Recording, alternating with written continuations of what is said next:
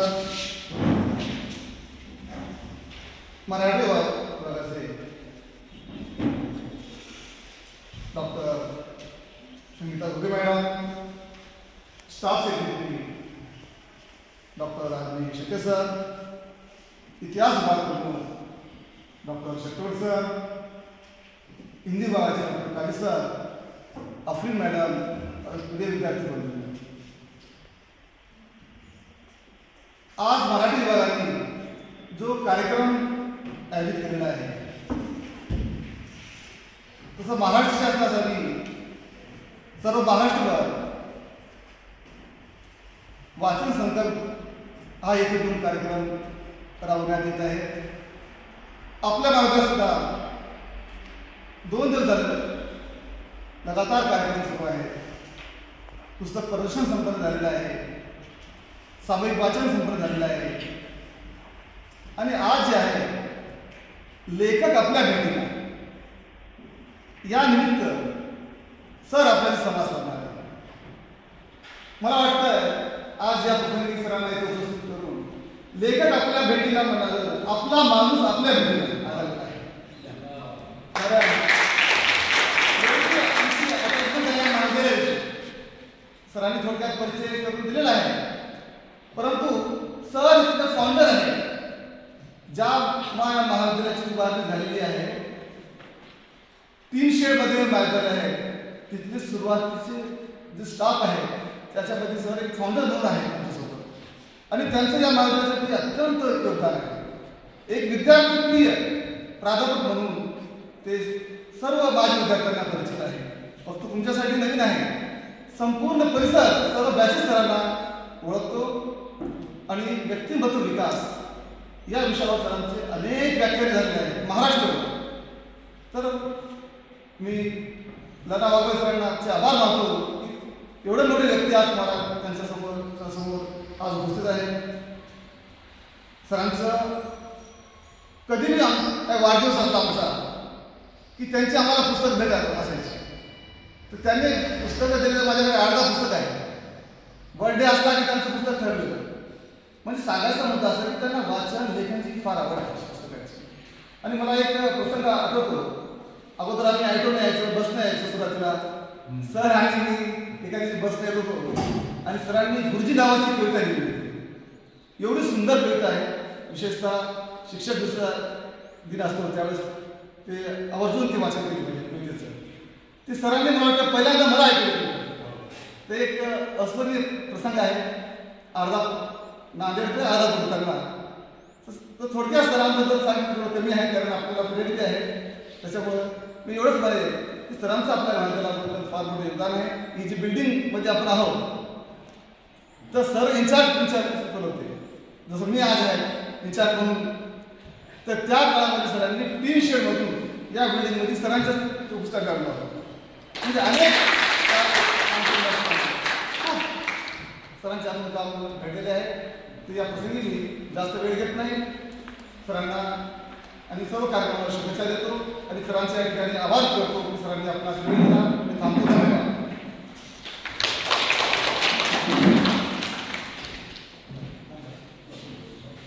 धन्यवाद सर. ज्याप्रमाणे सरांची उंची खूप आहे, त्याचप्रमाणे त्यांची वैचारिक उंची सुद्धा तेवढीच परिपक्व आहे आणि ती वैचारिक उंची तशीच कार्यरत राहावं अशा प्रकारची सदिच्छा सरांना देतो आणि सन्मानपूर्वक विद्यार्थ्यांशी संवाद साधण्यासाठी विनंती करतो.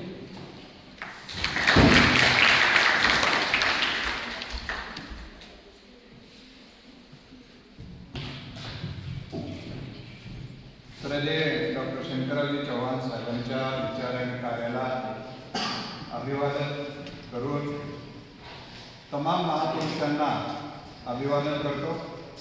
या महाविद्यालयामुळे मी घडलो आणि मला घडवता आलं याविषयी या संस्थेचे श्रद्धेय शंकररावजी चव्हाण साहेबांचे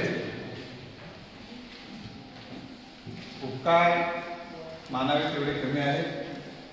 एका अल्पबुद्धाच्या शेतकऱ्याच्या पोराला या महाविद्यालयामध्ये संधी त्यांच्या विचार आणि त्यांच्या धोरणामुळे मिळाली. कारण समाजामध्ये सध्या लाखो रुपये डोनेशन घेतले जात असताना एका अल्पभूधारक शेतकऱ्याच्या पोराला आताचे इतके 50 लाखापासून ते 1 कोटीपर्यंत जे डोनेशन आहे ते देणे शक्य नव्हतं. मी तुमच्यासोबत उभा राहू शकलो नसतो किंवा या महाविद्यालयामध्ये 22 वर्ष सेवा देऊ शकलो नसतो. याबद्दलची कृतज्ञता पहिल्यांदा व्यक्त करून मी माझ्या मनोगताला व्यक्त करतो. कारण या महाविद्यालय म्हणजे माझं माहेर आहे असं मला वाटते. आज माहेरला येताना जो आनंद वाटतो महिलांना तो आनंद मी आज अनुभवलेला आहे. कारण आज पठाण सर याच्या कार्यक्रमाचे अध्यक्ष आहेत. पठाण सर आणि आम्ही अतिशय प्रतिकूल परिस्थितीमध्ये पण दिवस काढले. तुम्हाला हे जाणीव असली पाहिजे की आम्ही 2001 पासून ते जवळपास शैक्षणिक वर्ष 9 ते 10 शैक्षणिक वर्ष 9-10 आमचा पगार सुरू झाला. त्याच्या अगोदर आम्हाला एका पिरियडला सुरुवातीला 45 रुपये मिळायचे. सुरुवातीला तिथपासूनची सुरुवात झाली. नांदेडहून आम्ही येणं जाणं करायचो. जायला 10 रुपये आणि यायला 10 रुपये. मी नागार्जुन हॉटेलच्या तिथं उतरायचो. इथून 10 रुपये लागायचे. पण तिथून मी जे बजाजनगरला राहायचो तिथपर्यंत यायला 20 रुपये लागत असल्यामुळे मला काही देणं परवडत नव्हतं. तर नागार्जुन हॉटेलपासून ते वामननगर बजाजनगरपर्यंत मी रोज पायी जाणं आणि पायी येणं मी अनुभवलं. आणि मला तसं कधी दुःख यासाठी वाटलं नाही. कारण विद्यार्थी दशेमध्ये मी वामननगर परिसरातच राहत होतो. तिथून पीपल्स कॉलेजला जात होतो. पीपल्स कॉलेजून पुन्हा रूमला येत होतो. रूमहून KTCBT सरांच्या 20व्या नगरला तिथं पायी जात होतो आणि परत रूमला पायी येत होतो आणि हाताने स्वयंपाक करून खात होतो. सगळं कपडे धुण्यापासूनचे सगळे कामं जे करावं लागले रूमला सगळेच केलं होतो. कष्टाची परंपरा असल्यामुळे कष्टाचं दुःख वाटत नाही. आता 1-2 किलोमीटर पायी जायचं असेल तर काही जणांना वाटते काय आमचं दारिद्र्य, आम्हाला पैसे नाही म्हणून पायी चालवावं लागेल. मी 17 किलोमीटर रोज पायी चाललेला माणूस तुमच्यासमोर उभा आहे. अशा काळामध्ये सुद्धा कधी नैराश्य आम्हाला वाटलं नाही. कारण त्याही जसं एखाद्या दिव्यामध्ये तेल नसताना जेव्हा प्रकाश येतो तेव्हा पैसे नसताना आणि ज्ञान देण्याचं काम, प्रबोधनाचं काम आणि लेखनाचं काम चालू केलं. मी गोव्याला चंदारकर सरांनी ओरिएंटेशन कोर्सला मला सोडलं. चंदारकर सरांचे अनेक उपकार आहे. कारण त्यांच्यामुळे आम्ही इथं आहोत. त्यांनी प्राचार्य चंदारकर सर या महाविद्यालयामध्ये गेले 12 वर्ष सुरुवातीला प्राचार्य. मी हे यासाठी आठवणी सांगतो कारण केवळ वाचन संस्कृती बोलत असताना आम्ही लेखन संस्कृती आणि वाचन संस्कृती बोललोच असं नाही, जगलो. आमचा हा जगण्याचा भाग आहे वाचन संस्कृती आणि लेखन संस्कृती. मला सरांनी गोव्याला पाठवलं ओरिएंटेशन कोर्सला पठाणचा. त्यावेळेस आपण पगार नव्हता.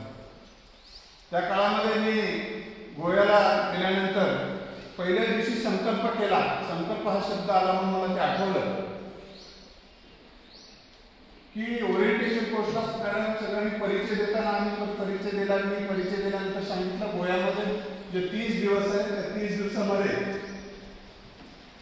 एक ग्रंथ लिहीन, तो गोव्याच्या मुख्यमंत्र्यांच्या हस्ते प्रकाशित करेल असा संकल्प तिथं मी मांडला. तेव्हा सगळेजण हसत होते. असं काही शक्य आहे काय गोव्याला येऊन ग्रंथ एका महिन्यात लिहिणं, गोव्याच्या मुख्यमंत्र्याच्या हस्ते प्रकाशित करणं. लोक हसले. जेव्हा लोक हसतात, उत्सुक हसतात, तेव्हा आपल्याला इतिहास निर्माण करण्याची प्रेरणा मिळते. मग मी पहाटे उठायचो. 10:30ला आमचा क्लास असायचा. क्लासच्या अगोदर मी लिखाण करायचो आणि 5:30ला संपायचा. 5:30च्या नंतर मी पणजी येते एका टायपिस्टकडे जायचो, बसायचो, लिहिलेलं द्यायचो, लिहिलेलं तिथं टायपिस्टचं सांगायचो आणि संध्याकाळी 9 वाजता परत यायचो. दोनापावला म्हणून ठिकाण आहे, तिथून 4-5 किलोमीटर पायी चालत जायचो संध्याकाळी घ्यायला. कारण त्यानंतर तिकडे एसटी नव्हती. मध्ये आणि आठवड्यात 200 रुपये मागायचे, 200 रुपये माझ्या खिशात नसायचे. तोपर्यंत गाडीमध्ये जेवायला आणलेलं निघून जायचा.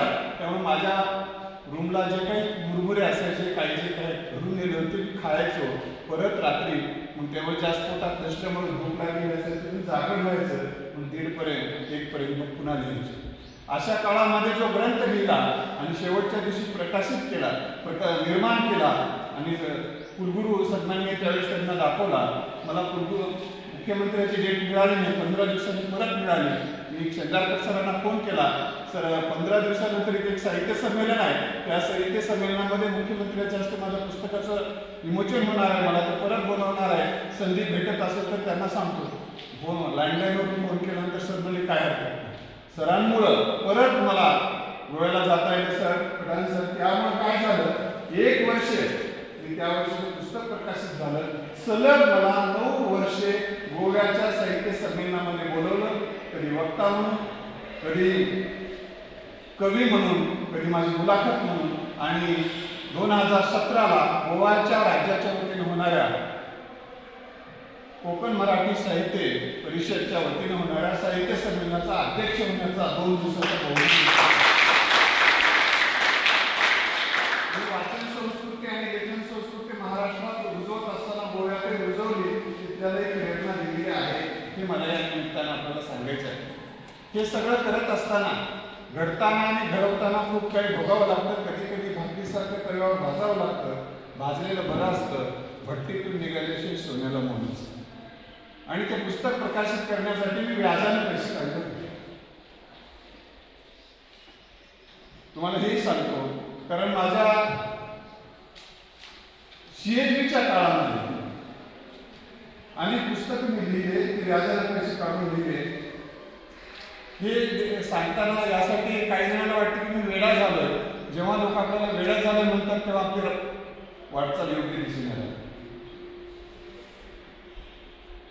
ही गोष्ट यासाठी सांगतो की जर मी वाचन संस्कृती कधी रुजवेल, म्हणून महाराष्ट्र गव्हर्नमेंटला मी सांगेन, तुम्ही वाचन संस्कृती रुजवण्या अगोदर लेखन संस्कृती रुजवा. म्हणजे वाचन संस्कृती रुजवणं सोपं असतं, दुसऱ्याने तयार केलेलं वाचन म्हणून सांगायला. पण जे निर्माण करणाऱ्या लेखकांचा सन्मान आणि साहित्य कृती निर्माण करत असताना जे लागणाऱ्या खर्चाच्या संदर्भामध्ये आणि त्या संदर्भाने गव्हर्नमेंटनं काहीतरी करावं, या संदर्भानं लेखन संस्कृती रुजवण्यासाठी शासनाने काही प्रयत्न करण्याची गरज आहे. आता थोडक्यात वाचन संस्कृतीमुळे माझे मित्र मला इथे या ठिकाणी बोलवलं. पठाण सरांचं बऱ्याचदा आमचं बोलणं होते, भेटणं होते. अजून कधी आमचा फोन बंद झाला. या महाविद्यालयात मी 22 वर्ष काम केली. त्यानंतर सुद्धा मी पठाण सरांसोबत असेल, शेट्टी सर माझे मित्र आहेत, मुलांना असतील, शेटोड सर असतील, हाजी सर आहेत, अजूनही आमचा बंद संपर्क नाही. काही जण काय करतात माहिती का, की तिथं नसले की तिथलं कोणीच नसले त्यांच्यासाठी. असं नाही. कारण आयुष्यामध्ये शब्द जोडून पुस्तकं लिहिता येईल, पण माणूस जोडून आपलं भावविश्व, विचार विश्व समजून घेतात. माणसापासून आपण कधी दूर राहायचं नाही.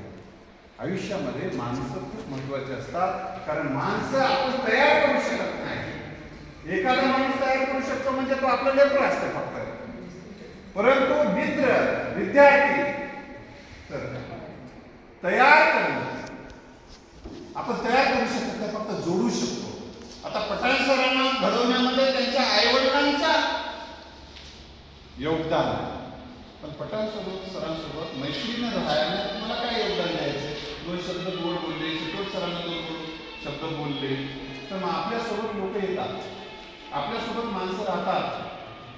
म्हणून मी लेखक आणि साहित्यिक तुम्हाला जर राहायचं असेल मित्रांनो, तर तुम्ही माणसांवर प्रेम करा. माणसं जीवनामध्ये खूप महत्वाचे असतात. आता वाचन संस्कृती रुजवा म्हणून शासन सांगते आपल्याला, पण वाचन संस्कृतीसाठी कुठे टाइम टेबल मध्ये त्याचं प्रयोजन असते. अनेक आता नीट सारखी परीक्षा आहे, जी सारखी परीक्षा आहे, त्याच्यामध्ये अवांतर वाचण्याला कुठं संधीच नाही. म्हणजे आम्ही एकीकडे परीक्षा पद्धत बदलणं गरजेचं आहे. आणि शिक्षण व्यवस्थेमध्ये टाइम टेबलमध्ये सुद्धा एक पिरियड आमचा जसा क्रीडासाठी एक पिरियड असतो तसा वाचनासाठी असलं पाहिजे. तिथे जितकी मुलं आहेत तितक्या साहित्यिकाचे पुस्तकं त्याच्या हातात जर असतील एक तासभर कंपल्सरी, आणि त्याच्यावर त्या पोराला त्याच्या उपस्थितीनुसार जर मार्क आम्ही ठेवले, ते पुस्तक वाचताना त्याचं जिओ टॅगवर फोटो काढले, रेकॉर्डिंग केले, त्याच्यानुसार मार्क जर दिले, एकच दिवस उपस्थित असं तर एकच मार्क. असं जर ठेवलं तर वाचन संस्कृती विकसित व्हायला मदत होते. या महाविद्यालयामध्ये पठार सर मी जेव्हा आलो, पहिली भेट जर कोणाची झाली असेल तर एका लिंबाच्या झाडाखाली तामसा रोडला कानोडे मामाच्या शेतामध्ये तिथं केळी कापली जात होती. केळी कापून पत्र टाकत होते. तेव्हा मी आलो तेव्हा सर तिथं माझी पहिली भेट झाली. तर मला पठार सरांना फार छान सांगितलं की महाविद्यालय इथं आणलेलं आहे. हे महाविद्यालय इथं आणत असताना संस्थेची परवानगी न घेता या ठिकाणी 2019ला महाविद्यालय इथं आणलं. आणि 19ला जर महाविद्यालय आणलं नसतं तर 20ला कोरोना सुरू झाला होता. कारण संस्थेच्या अनेकांचं थोडं म्हणणं होतं की सगळं कामं होऊ द्या वगैरे, त्यासाठी एखादं वर्ष लागते. एखादे वर्ष थांबलं असतं तर मग 2-4 वर्ष महाविद्यालय इथं आलंच नसतं, आणि इथं 2-4 वर्ष महाविद्यालय आलं नसतं तर न्याक होण्यासाठी हा मोठी अडचण आली असते. कारण त्या पत्राच्या कॉलेजमध्ये न्याक होऊ शकलं नसतं, आणि न्याक नाही झालं असतं तर मग ग्रेड वगैरे आपल्या महाविद्यालयाला ए ग्रेड जे मिळालेलं आहे, इथल्या महाविद्यालयातल्या प्राध्यापकांनी जे गेले 22 वर्ष जे परिश्रम घेतले, कष्ट केले, त्यांचं ते फळ होतं.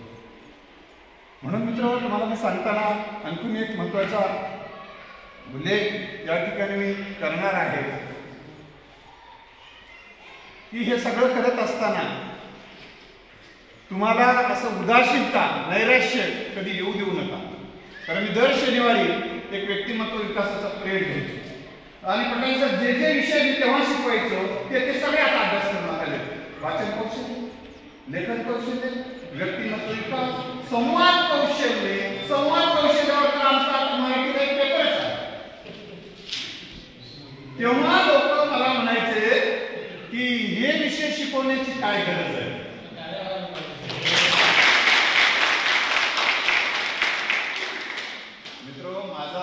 मला या ठिकाणी या निमित्तानं सांगितलं पाहिजे की आपण काहीतरी भविष्यामध्ये काय वाढवून ठेवलेलं आहे, ज्यांच्या लक्षात येतं त्यांच्या ते मुलींना मी सांगतो की तुम्ही भविष्याचा वेध घ्या, आणि भविष्यासाठी तयार होणं म्हणजे व्यक्तिमत्व विकास करून घेणं.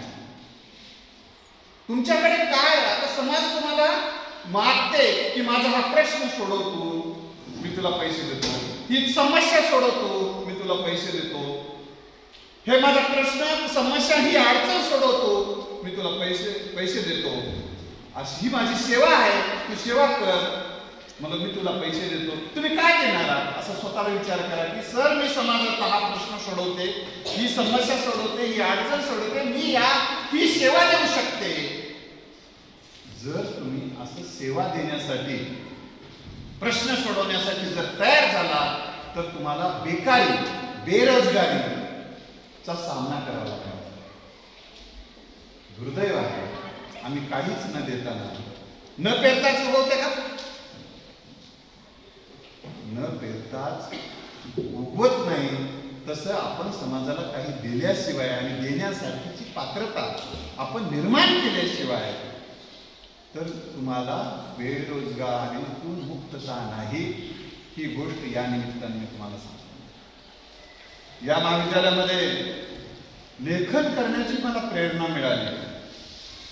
कारण शेट्टूरला माहित आहे जीवोत्सव नावाचा अशोकरावजी चव्हाण साहेबांच्या मार्गदर्शनाखाली एक नांदेडला प्रोग्राम होता, आणि तिथे एकांकिका बसणार होती, आणि त्या ठिकाणी त्यावेळेस 2 एकांकिका लिहिल्या. एका आम्ही आधी सरांना माहित आहे की युवक महोत्सवामध्ये एकांकिका लिहायची होती. तिथं माननीय अधिकारी झालो नावाची एकांकिका, आणि ममतेचा झेंडा नावाची एकांकिका जेव्हा लिहिली तर या एकांकिकेसाठी जे कविताचं वाचन, गायन, जे गाणं बसवलं ते शेट्टोड सरांनी बसवलेलं होतं, आणि कुसुम सभागृहामध्ये ते कार्यक्रम झाला होता. ह्यासाठी ही गोष्ट सांगतोय, यासाठी ही गोष्ट सांगतो की हे जर आपण करू शकलो ते इतकं गाजलं नाटक. म्हणून लेखन संस्कृती आणि वाचन संस्कृती संदर्भात आता काही जण म्हणतात वाचून काय फायदा आहे? कोण वाचाले सर? आणि वाचून काही फायदा नाही असं ज्यांना वाटते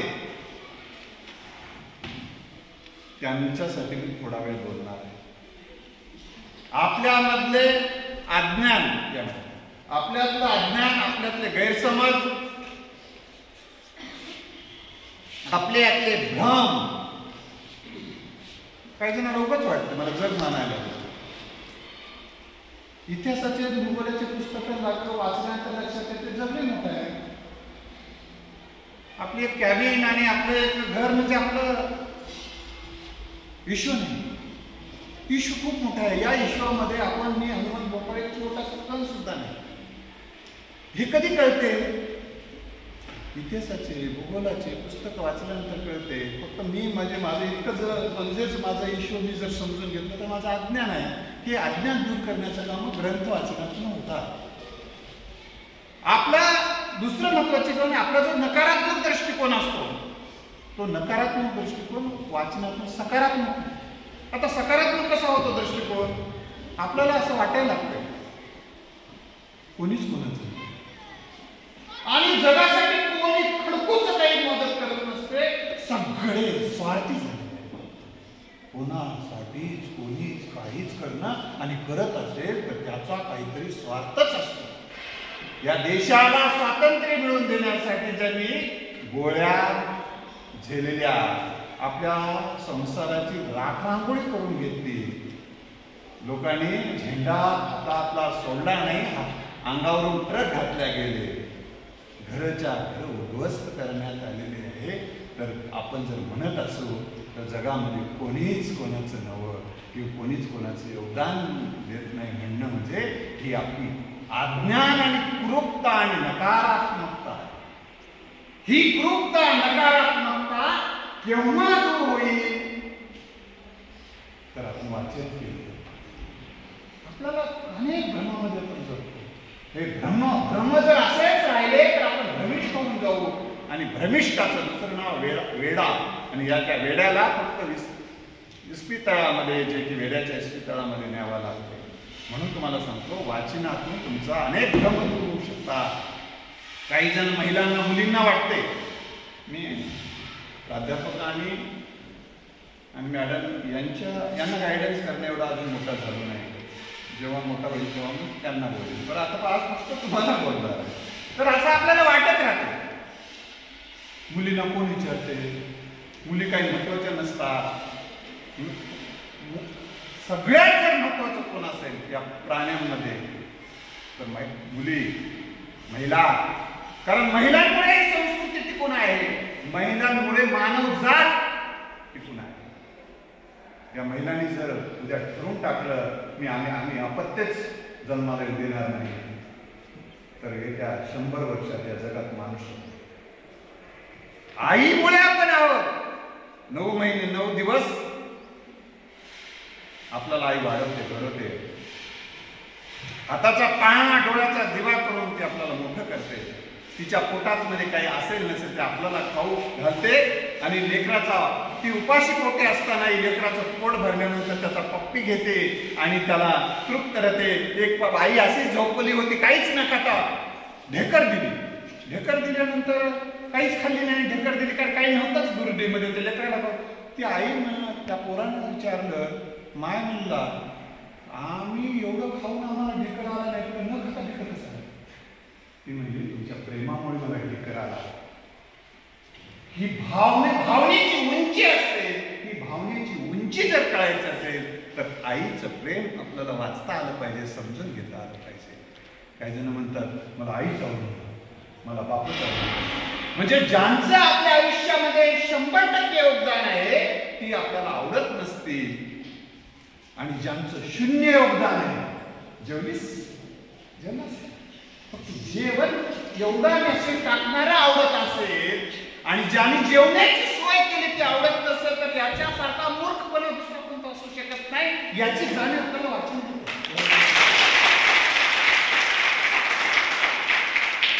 वाचून काय फायदा आहे? म्हणजे याला फक्त वाचून पोट भरायला व पोटाला अजून काहीतरी भरलं पाहिजे तर फायदा वाटतो काय? हे पोट भरू संस्कृती, बाजार संस्कृती, किराणा संस्कृती मोठ्या प्रमाणात वाढलेली आहे. ही संस्कृती जर आपल्याला बाजूला करून समाजाला खऱ्या अर्थानं सुसंस्कृत करायचं असेल तर महाराष्ट्र शासनाचा जो काही प्रयोग आहे, संकल्प वाचन संकल्प महाराष्ट्राचा, डॉक्टर बाबासाहेब आंबेडकर, महामानव डॉक्टर बाबासाहेब आंबेडकर यांना मी यामुळं मानतो. प्रतिकूल परिस्थितीला अनुकूल कसं करायचं याचा हिमालयाला आदर्श जर कोण असेल तर ते बाबासाहेब आंबेडकर. वाचून माणूस किती मोठा होतो, लिहून माणूस किती मोठा होतो आणि समाज काम केल्यानंतर माणूस किती मोठा होऊ शकतो. ज्याला वाचून ते वाटते ना, ज्याला वाचून काही फायदा होत नाही, लिहून काय कोण पुत्र विचारायला, वाचनाला कोण पुत्र विचारायला, कुठं घेतलास म्हणलो पिक्चरला जाऊन वाचायला कोण पुत्र विचारायला. ते वाचते जे स्टोरी लिहिली ना म्हणलं चित्रपटाची, ते आम्ही साहित्यिक लिहिली. त्यातले गीताचे वाटले ना, परदेसी परदेसी म्हणजे छोड़ के न जाना, म्हणजे हे गीत कोण लिहिते? पंचप्राण हे माझे घे, जीवदान तू त्याला दे, आई आंबे जगदंबे वगैरे जे गाणं माहेरच्या साडीमध्ये किंवा ते चित्रपट श्वास नावाचा चित्रपट, कुठल्या चित्रपटाची कथा कोण लिहिते? साहित्य. गीत कोण लिहिते? साहित्य. त्यातलं संवाद लेखन कोण करते? साहित्य. तरी साहित्यिकाला कोण पुत्र विचारत? याच्यासारखा अज्ञानाचा पुतळा जगाचा पण याला भावपूर्ण श्रद्धांजली. वाईट गोष्ट आहे, किती वाईट गोष्ट आहे. म्हणून ह्या गोष्टीची जाणीव आपण वाचन केलं, समजून घेतलं. आपण कुठं सुरू करतो पिक्चर बघायला? अरे कथा आणि पटकथा कोणाची आहे ते बघा की, गीत कोणाची आहे ते बघा की. आपल्याकडे जगदीश खेबुडकर आले होते. जगदीश खेबुडकर सर आले होते. जगदीश खेबुडकरांनी सांगितलं, सर तुम्ही तेव्हा की मी हे मॅडम जगदीश खेबुडकरांनी सांगितलं मी एक माहेरच्या साडीचे चित्रपटाची गाणी लिहिताना रात्र मी जाऊन काढले. पिंजरा पिक्चर कितीतरी चित्रपटाचे गाणी रात्र जाऊन काढले. ही माणसं आपल्याला मोठी वाटत नाही, पण ती जी हिरोनी जे गाणं आपल्याला वाटतं की हिरोनीच गायली, भारी गाणे म्हणतो, पण जे गाणं लिहिणारा माणूस भारी आहे ही गोष्ट आपण लक्षात घेतो. आता किती महाविद्यालयात कोण साहित्यिक आहे, कोण पुस्तकं लिहितात, किती जणांना माहिती आहे? तावरावकर मॅडमचे पुस्तक आहे, नन्ना सरांचे पुस्तक आहे, शेट्टोड सरांचे पुस्तक आहे, मॅडमचे पुस्तक आहे. लेखन फक्त पुस्तकात असतं म्हणजे लेखन नाही. खाजी सर लिहितात, त्यांचे पुस्तक आहे, लेख लिहितात, ते अनेक लेख लिहितात. लेखन करणं म्हणजे काय करणार? आपल्या मनात आलेल्या भावना, आपल्या मनात आलेले विचार, आपल्या मनात आलेल्या कल्पना, आपल्याला आलेले अनुभव, आपण जे भोगलंय जगलंय ते अनुभवलेले घटना प्रसंग, याचा आपल्या मनावर झालेले प्रतिक्रिया, ते सकारात्मक पद्धतीने व्यक्त करणं म्हणजे सकारात्मक साहित्य आहे. आपण नकारात्मक पद्धतीने पण व्यक्त करू शकतो. संत ज्ञानेश्वर महाराजांना इतका छळ झाला तरी एका शब्दाने शिवी घातली नाही, म्हणून ज्ञानेश्वरांच्या ओळ्या प्रसिद्ध आहेत शिव्याने. म्हणजे एवढं विष अनुभवायला आल्यानंतर देखील माणूस फक्त ओव्यात जाऊ शकतो. जसं येशू ख्रिस्तांना सुलावर चढवलं जात असताना सुद्धा येशू ख्रिस्ताने हे परमेश्वरा यांना माफ कर, हे काय करत आहेत कळत नाहीत असेच उद्गार आले. किंवा महात्मा गांधीजींना गोळ्या लागल्यानंतर हे राम एवढंच शब्द पाहिजे. ती मोठी माणसं मोठी तेव्हाच होता जया आणि मोठेपण दया यातना कठीण. संत तेने व्हावे जग बोलणे सोसावे, तुम्ही तरुणी जगतारा काठी उदार ज्ञानेश्वरा. जग झाले वनही संतजन व्हावे पाणी. जगाला जर आग्ने झालं तर संतानं पाणी होण्याचा विचारच वाचनातून आपल्याला कळतो. ते संत मुक्ताईचा अभंग आहे. जी माणसं आपल्या वाटेवर काटे टाकणाऱ्याच्या वाटेवर फुलं टाकू शकतात ती मोठी असतात, ती नायक असतात. आणि फुलं टाकणाऱ्याच्या वाटेवर सुद्धा काटे टाकणारी माणसं खलनायक असतात. खलनायकाची पूजा कधी होत नसते. खलनायकाला लोक काही दिवस घाबरतात, पण नायकालाच सन्मान मिळतो, महानायकालाच सन्मान होतो. त्यांचीच जयंती आणि पुण्यतिथी होतात, त्यांना श्रद्धेय म्हणतात. ह्या गोष्टी मी या निमित्तानं पठाण सर स्वामी सांगितलं की सर मला जरी काम असलं तुम्हीच रजा घेऊन आला, पोरांना थोडंसं बोला. मी या निमित्तानं तुम्हाला आणखीन एक गोष्ट सांगू इच्छितो. कृतज्ञतेचं मूल्य जे असते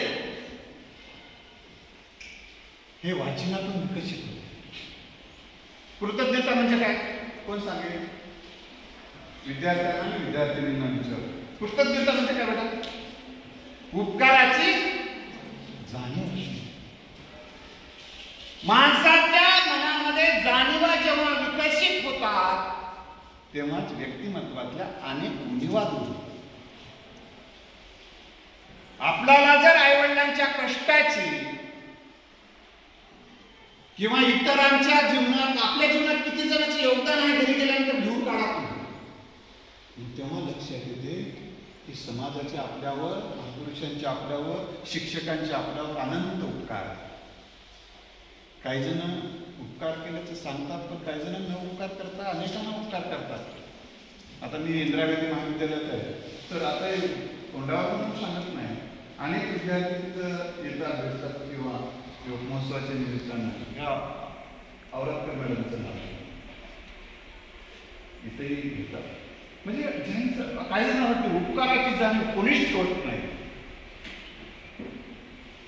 अरे बाबा ठेवतात. तुम्ही कुत्र्याला सुद्धा भाकर टाकलं तर ते सुद्धा जाणीव ठेवते. आपण तर माणसावर आपण इतकी आपण जाणीव ठेवत असतो.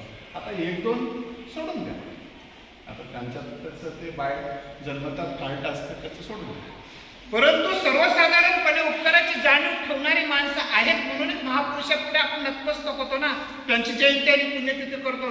पंजोबाच्या आजोबाचं नाव काय माहिती आहे आपल्याला? नाही. पंजोबाच्या आजोबाचं नाव माहिती आहे कोणाला तरी? नाही. का? पण महापुरुषांचं नाव माहिती आहे कारण त्यांचे अनंत उपकार त्याच्यावर आहे. आता हा विषय झाला, पण काही विद्यार्थ्यांसाठी त्या विद्यार्थ्यांसाठी काही बोललं पाहिजे म्हणून काही दोन थोड्या वेळात ते बोललो. बऱ्याच जणांच्या मनामध्ये शेवटचा प्रश्न असते की आमचं कसं होईल, माझं कसं होईल, काय होईल? नाही मला नोकरी लागेल. नोकरी लागेल तुला, तुझी तयारी आहे का अभ्यासाची? ज्या विद्यार्थ्याने आज घेऊन ज्यावर मी 15-15 तास अभ्यास करायला सुरुवात आहे करणार, आजपासून तुम्हाला लागल ती मदत पुस्तकाची असेल, तुम्हाला प्रेरणा प्रोत्साहनाची असेल तर महाविद्यालयात द्यायला लोक समजतात. तुम्ही शेकोट सर असलेल्याला सांगा सर मला IAS अधिकारी बनायचं, मला फक्त पुस्तकाची सोय करा, मी सुद्धा तुम्हाला मदत करायला करा. मी जिथे गेले तिथे पुस्तकं देतो. पुस्तकं वाटप करणे, पुस्तकाचं भेट देणे प्रत्येक महाविद्यालयाला देतो. या ठिकाणी सरांना माहिती आहे ग्रंथपेढी नावाची ग्रंथपेढी सुरू केलेली आहे महाविद्यालयामध्ये. ते ग्रंथपेढी आहे मराठी विभागाला, लक्षात आलं? तर तुम्ही त्या स्पर्धा परीक्षेमध्ये फक्त आता संकल्प करा आजपासून की मी 15 तास या ज्ञानदानामध्ये ज्ञान घेण्याच्या प्रक्रियेतच राहील असा संकल्प करा. तुम्ही ज्या पदावर जाऊ इच्छिता ते जाऊ शकता. छत्रपती शिवाजी महाराजांनी कोणता संकल्प केला होता? स्वराज्याचा. किती दिवस केला होता? 1 जानेवारीला केला आणि 15 जानेवारीला विसरून गेले का? असं झालं का? त्यांनी आयुष्याच्या शेवटापर्यंत एकच संकल्पाने, एका संकल्पाच्या परिपूर्तीसाठी आयुष्य घातलं. डॉक्टर APJ अब्दुल कलामांनी ते इतके कार्यमग्न राहिले, इतके ध्येयमग्न राहिले की लग्नच करायचे विसरून गेले. आपण 5 मिनिटं मॅसेज बघायचे विसरत नाही. आला असं का? आला तर काय करणार? एका पोराने रात्री पोरीला विचारलं, जेवलीस का? प्रिय म्हणली. तिनं म्हणली, जेवायला देतोस का? त्यानं म्हणला, माझीच दीक नाही म्हणला, दुसऱ्याच्या जेवण. म्हणजे अशा गोष्टी आणि अशा संकल्पामध्ये राहू नका. संकल्पासाठी दृढ इच्छा शक्ती असावी लागते. निश्चयाचे बळ तुका म्हणून. ओले मुळ भेदी खडकाचे अंग, अभ्यासाशी सांग कार्यसिद्धी. ओली मूळ जर खडक घेऊन जाऊ शकते, तर अभ्यासाच्या बळानं आपल्याला असाध्य वाटणारी गोष्टही साध्य. तुकाराम महाराज म्हणतात, निश्चयाचे बळ ते तुका म्हणते. असाध्य ते साध्य करिता सायास कारण अभ्यास तुका म्हणे. ह्या प्रेरणादायी विचारानं भारावून गेल्याशिवाय आमची पिढी भारावलेली होती म्हणतात बघा. काही भारावलेली होती म्हणून काय? भारावलेली होती म्हणजे काय होती? तर भारावलेली होती म्हणजे मी ते ध्येय प्राप्त केल्याशिवाय राहतच नाही हा विचार घेऊन जगणारी पिढी जेव्हा असते ती भारावलेली असते. आणि भारावलेली माणसं, झपाटलेली माणसं या देशामध्ये इथे असतात. आपण कशानं भारावलेले आहोत? आपल्यामध्ये आपला फक्त शरीराचाच भार राहिलाय, दुसरं भारावले तर आपण काहीच. म्हणून ह्या गोष्टी लक्षात ठेवा मित्र. एकाग्रता खूप महत्वाची आहे. एकाग्रता वाढवण्यासाठी काय करावं असं बरेच जण मला सांगतात, विचार. एकाग्रता म्हणजे काय? मन लागत नाही. बरेच जण मला मॅडम विचारतात की मनच लागत नाही. मन कुठं लागले तुझं? कुठेतरी मन लागलेलंच असतं ना.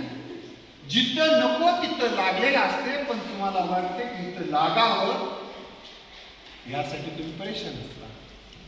पण आपण स्वतःला विचारलं पाहिजे, त्याच्याकडे किंवा तिच्याकडे मन लागण्यासाठी माझ्या मायबापाने मला घडवले काय? हा प्रश्न स्वतःला विचार. माझा जन्म कशासाठी झाला हा प्रश्न स्वतःला विचारा. या गोष्टीसाठी माझा जन्म झालाय का असं रोज स्वतःला विचारलं पाहिजे. आणि जर झाला नाही असं उत्तर आतून येत असेल तर ते गोष्ट करू नका. तर मग माणूस तुम्हाला जे काही प्राप्त करायचं आहे ते श्वासा इतकं महत्वाचं वाटलं पाहिजे. किती? श्वासा इतकं. श्वास जर रोखला तर आपल्याला काय कशाची गरज वाटते? ऑक्सिजनची गरज वाटते. इतकी आपल्याला यशाची गरज वाटली पाहिजे. म्हणून यशाचा राजमार्ग नावाचा ग्रंथ लिहिलाय. वाचनालय ग्रंथालयामध्ये असेल किंवा आमच्या मित्राकडे कोणाकडे असेल. कारण प्रत्येकाच्या वाढदिवसाला मी ग्रंथ देतो असं पठाण सर म्हणले ना, आताही देतो. ग्रंथ देणे, वृक्ष लावणे, याचा उपयोग काय होतो माहिती काय? ते चोरानं जरी त्यांना पुस्तक आपण जर एखाद्याला दिलं तर त्या चोरानं नेली तरी चोरांमध्ये सुद्धा बदल. ग्रंथ भेट देत जा. भांडे देणं बंदच करा. एक मोर्चा काढला होता, साड्या देणे बंद करा, साड्या देणे बंद करा. एक व्हिडिओ टाकलाय माझ्या युट्यूबला आहे. साड्या देतात बाया. कोणाचं याची आलेली तिला देते, तिची आलेली तिला देते. कुंकू लावून लावून लावून ती साडी एवढी तिचा वचनाय होऊन जाते. हे बंद करा. तर तुम्ही ग्रंथ भेट द्याल. मी कोणाचं लग्न असो, बारसा असो, काय पण असो, लहान पोराचा वाढदिवस असला तरी पण सर वाचता येत नाही, मोठं होणार नाही काय एवढं नाही. दम करा. तुम्ही तोपर्यंत वाचा. 4-5 वर्ष लागतात तुम्हाला वाचायला ते पुस्तक. आणि मग त्याचं तुमचं लेकर वाचेल. ज्यांच्या घरामध्ये लोकांना आता आधुनिक बनायचं आहे, लोकांना परिवर्तन करून घ्यायचे आयुष्यामध्ये, पण आपल्या कृती आणि उक्तीमध्ये आणि स्वभावामध्ये काहीच बदल करायचं नाही. मित्र, कृती आणि उक्तीमध्ये जर आम्ही बदलच केला नाही तर परिवर्तन कसं होणार? मी परिवर्तनवादी आहे असं जर मी म्हणत असेल तर माझ्यामध्ये मी रोज काय बदल करतो हे मी स्वतःला विचारून तसे कृती आणि वृत्तीमध्ये जर मी बदल करत असेल तर मी परिवर्तनवादी. परिवर्तनवादी म्हणजे काय? परिवर्तनाचा पुरस्कार. पण मी जर म्हणत असेल वागणारे सरांमध्ये बदल व्हा, मी जसा आहे तसाच राहतो दगड, याला परिवर्तनवाद म्हणत नाही. दररोजची सुधारणा म्हणजे परिवर्तनवाद असतो. आम्ही आमच्या वागण्यामध्ये, आमच्या बोलण्यामध्ये, आमच्या स्वभावामध्ये कोणीच परिपूर्ण नाही, म्हणूनच परिवर्तनाची गरज आहे. परिवर्तनवादाची गरज काय आहे? परिवर्तनवादावर टीका करतात. हे म्हणून परिवर्तनवादावर टीका करायची गरज नाही. परिवर्तनाची सगळ्यालाच गरज आहे आणि सगळ्यांनीच परिवर्तन म्हणजे काय? वर्तनात बदल. मला जर वाटत असं माझ्यात सगळंच बदल झाला, आता फक्त तुमच्यातच करायचं आहे रे म्हणणं म्हणजे परिवर्तनवाद नाही. आपलं इथं चुकाले. म्हणून मी विचाराची भिन्नता असू शकते. म्हणून नितीन गडकरी साहेबांनी एका व्याख्यानामध्ये एक वाक्य वापरलं, मी तुम्हाला सांगतो. आमच्या देशामध्ये विचार भिन्नता ही हा दोष नाही, पण विचारशून्यता हा दोष आहे. म्हणजे मला असं वाटायलंय की माझ्यात सगळं बदल आहे, झालेला आहे, पण तुमच्यात झाला नाही, शत्रुसंबंध झाला नाही, याच्यात झाला नाही. म्हणून आपण आत्मपरीक्षण केलं की आपला दोष आपल्याला दिसायला लागतात आणि दोष दूर करणं म्हणजे सुधारणा, तोच म्हणजे परिवर्तन. म्हणून परिवर्तनाचे पायी सगळ्यांनी झालं पाहिजे. ही सगळी महापुरुष जे होती ती परिवर्तनवादी होती. आणि काही जण काय म्हणतात परिवर्तनवादी नसणं म्हणजे काय नसतं? जे आहे ते चांगलं आहे, असाच राहू, याच्यामध्ये काही बदल करू नका. जे आहे ते 100% बरोबर आहे, त्याच्यात थोडा देखील आम्ही बदल करू देत नाही आणि करार गळ्यात घालू. हे परिवर्तनाला विरोध आहे. म्हणून परिवर्तनाला विरोध काही जणच करतात, हा सुद्धा आपला भ्रम आहे. परिवर्तनाला विरोध आपल्या घरातूनच होते.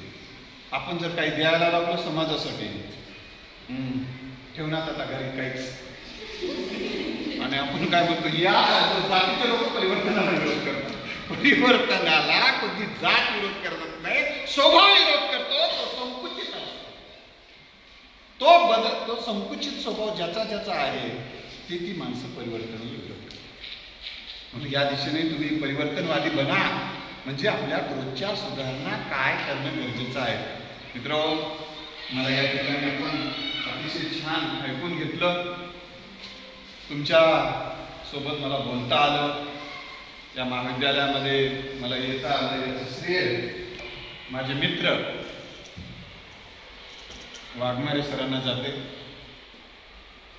कारण त्यांनी बोलवलं नसतं तर मला येता आलं नसतं, आणि पठाण सरांनी त्यांना येऊ बोलू दिलं नसतं तरी मला येता आलं नसतं. पठाण सर आणि वाघमारे सर मी या ठिकाणी मला बोलवलं, आणि तुम्ही एवढे चांगल्या पद्धतीनं म्हणजे ओळख नसताना, म्हणजे पहिला त्यांना कोणाला ओळख आहे, एक दोघाला असं ते योग महोत्सवातले आहेत पाठीवर, तर ओळख नसताना सुद्धा आपली ओळख निर्माण करणं. काही जण म्हणतात ना, म्हणजे ओळख तिथं कोणीच ओळखीचं नाही, कसं ऐकतात म्हणजे एक जणांना. माझं पुण्याला काल बाबा MBAच्या विद्यार्थ्यासमोर व्याख्यान झालं. परत तुमची ओळख तुमच्या कृतीवृत्तीतून होते, तुम्ही एकटं समजू नका. तर या दिशेनं तुम्ही प्रयत्न करा आणि कधीही स्वतःला नकारात्मक विचार करू नका. तुमच्या क्षमतेच्या जोरावर, कौशल्याच्या जोरावर, शहाणपणाच्या जोरावर तुम्ही विश्व निर्माण करू शकता, यावर विश्वास ठेवा. काही जण जे स्वतःला उदास निराश करून घेतात छोट्या छोट्या गोष्टीमुळे, ती मानसिकदृष्ट्या दुबळेपणा असते. तुम्हाला सांगतो, जगामध्ये काही जण, एक पोरगी म्हणली मला, शेटोड सर, एक पोरगी म्हणली मला, सर मला कॉलेजला शेवट म्हणून का पोरगी का करायला, मग या कॉलेजमध्ये इथं एवढे सर आहेत, तिथं काय करू, दुसऱ्या कॉलेजचा विषय. ते म्हणून टीका करायला म्हणजे काय, नावं ठेवायला, नाव काय ठेवायला म्हणजे तू ठेवतोस की नाही मला दुसऱ्या, मी पण थोडं ठेवतो. या जगामध्ये सगळ्यावर टीका होते आणि सगळेजण टीका करतात, ती वास्तव आपण स्वीकारतो. आणि टीका केल्यामुळे कोणाचंच काही फरक पडत नाही. फरक तेव्हाच पडतो जेव्हा आपण पाहतो. त्यामुळे सगळ्यांवर टीका होतात, आणि सगळेच टीका करतात. त्यामुळे टीका हे गोष्ट नकारात्मक न घेता सकारात्मक घ्या. जर काही त्यांच्या बोलण्यामध्ये आपल्यात सुधारणा करण्यासारखं काही वाटलं तर आभार माना, आणि काही जर सुधारणा करण्यासारखं काही नसेल तर त्याचा आज्ञा म्हणून त्यांना माफ करा. आयुष्य माफ करत जगायला शिका, मन साफ होत राहते. एवढं बोलतो. आपले काही प्रश्न असतील तर अवश्य विचारा. मला जर येत असतील तर देतो, येत नसतील तर अभ्यास करून देतो. धन्यवाद.